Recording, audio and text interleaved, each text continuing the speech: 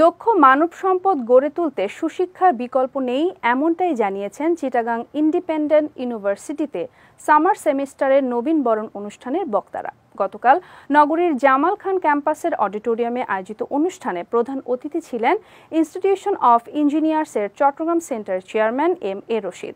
বিশ্ববিদ্যালয়ের উপাচার্য ডক্টর মাহফুজুল হক চৌধুরীর সভাপতিত্বে অনুষ্ঠানে অন্যান্যদের মধ্যে সিআইইউর ভারপ্রাপ্ত treasurer doctor Rashid Ahmed Chowdhury, CIU admission festival কমিটির আহ্বায়ক অধ্যাপক ডক্টর নুরুল আফসার নাহিদ, 4 অনুষদের ডিন এবং রেজিস্ট্রার সহ শিক্ষার্থী ও অভিভাবকরা উপস্থিত ছিলেন। এর আগে নতুন শিক্ষার্থীদের ফুল দিয়ে বরণ করে নেওয়া হয়। পরে সিআইইউর কালচারাল ক্লাবের সদস্যদের পরিবেশনায় সাংস্কৃতিক অনুষ্ঠানের আয়োজন করা হয়।